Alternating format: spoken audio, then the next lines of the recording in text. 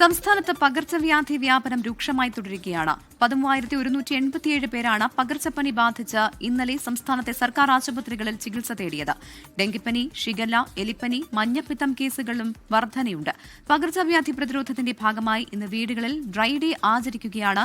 Dry day ആചരണം അടുത്ത ആഴ്ചകളിലും തുടരുമെന്ന് ആരോഗ്യവകുപ്പ് മന്ത്രി കെ മുരളീധരൻ പറഞ്ഞു. ശമനമില്ലാതെ സംസ്ഥാനത്തെ പകർച്ചവ്യാധി വ്യാപനം.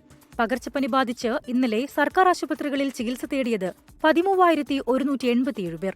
75 പേർക്ക് ഡെങ്കിപ്പനി സ്ഥിരീകരിച്ചു. 312 പേർ ഡെങ്കിപ്പനി ലക്ഷണങ്ങളോടെ ആശുപത്രികളിൽ ചികിത്സ തേടി. കൊല്ലം 1, പാലക്കാട് 2, മലപ്പുറം 3, കോഴിക്കോട് 4, കണ്ണൂർ 3 എന്നിങ്ങനെ 13 പേർക്ക് ഷിഗല്ല സ്ഥിരീകരിച്ചു.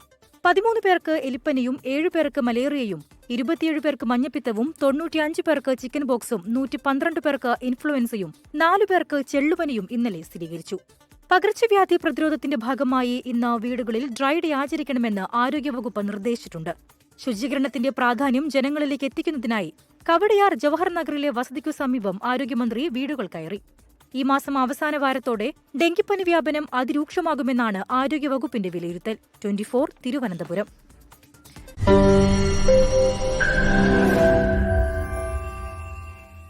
ലോകത്തെവിടെയായാലും ഏത് സമയത്തും 24 വാർത്തകളും ഓഗ്മെന്റഡ് റിയാലിറ്റി പാക്കേജുകളും എക്സ്പ്ലെയിനറുകളും വിശദമായി കാണാൻ ഞങ്ങളുടെ യൂട്യൂബ് ചാനൽ നിങ്ങൾക്ക് സബ്സ്ക്രൈബ് ചെയ്യാം.